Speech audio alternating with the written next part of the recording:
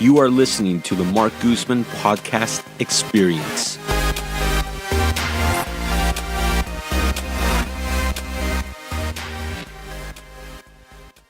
Yeah. So the second topic we're going to get into is the San Francisco Housing Authority, their little turmoil problem going on right now, and HUD, stepping in. So basically, to give you a little bit of history, many different cities, like large cities like San Francisco, Oakland, Berkeley, Richmond, they have their own housing authorities. Most people associate housing authorities with Section 8 housing assistance. Now, what many people don't realize is that Section 8 and various different programs under the housing authority, those funds, that money comes from the from HUD, the federal government. And so one of the requirements is that if you are a city and you have a housing agency and you're getting federal money, you have to comply with a lot of their regulations with accounting, how things are processed, because it's the federal government handing you money to then hand out to other people. So there are rules, requirements in accounting and different practices. And what has happened recently is the cities treat housing authority funds as if it's free money from the government. And we have been seeing some mismanagement. Richmond, California made the news just a couple years ago when they went through an audit and found out $4 million were being siphoned from housing authority to pay off bills in their normal operating expenses. I mean, that's horrible because this is money that's supposed to go to help low-income families, and instead the city of Richmond is using it to pay their own bills. So San Francisco went through a very similar audit.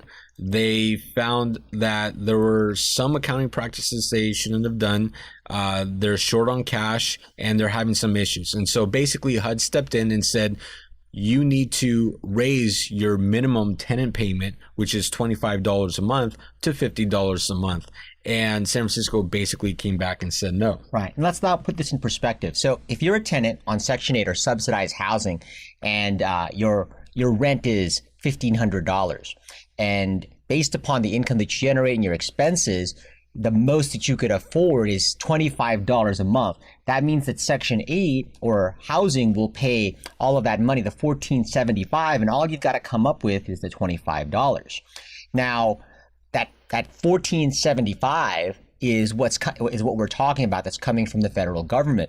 And again, when we first discussed this story, I was just like thinking to myself, wow, the audacity of San Francisco. And it's got this nickname of the People's Republic of San Francisco, where it almost sounds very communist. But the whole position is that they had, to me, just had audacity written all over it. I mean, clearly they were kind of caught with their hands in the cookie jar. Regardless of what they have to say, they were kind of mismanaging funds, and it's government funds, and they're kind of allocating it, as Marc said, towards other city expenses that really aren't supposed to go to housing.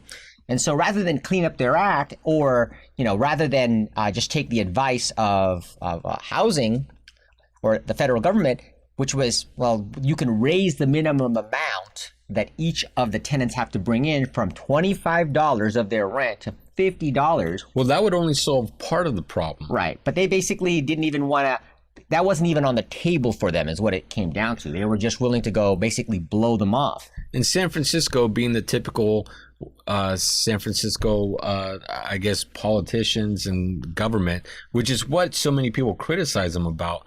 But Mayor London Breed came in and said, no, we're not going to make these changes to the housing authority. And so HUD basically said, okay, you have an ultimatum. You have until this certain date to give us a proposal on what you plan to do to fix this. And one of the solutions is you as a city take over the housing authority and figure it out on your own. And that's basically the plan that the city of San Francisco wants to go with. The problem is, where are they going to get the funding for this? Well, where are they going to get the funding? They already set the precedence and the track record for kind of mismanaging funds. Correct. And then London Breed came out and said that if they move forward with this and the city takes over the housing agency, they may not be employing the current housing authority employees. Right. And so they let those people go. Who's going to take over the housing authority and actually operate it efficiently? And Especially the answer since is when it's there's going a to be huge, big learning curve on something where the existing people there don't completely understand all the ins and outs of the bureaucracy. Yeah, and so this is going to be a big problem, a big obstacle for San Francisco, because if they can't figure this out correctly, well, there's going to be a lot of families that are really going to be impacted by this. And these are families that have voted these politicians in, and these politicians do not want to give up control to the federal government, because we all know San Francisco is butting heads right now with the White House administration. And I feel like it's just another reason for them to go against the White House. And at the end of the day, and I understand people's attitude toward the White House and not happy with it, but you're really going to hurt a lot of low-income families if you can't get this figured out.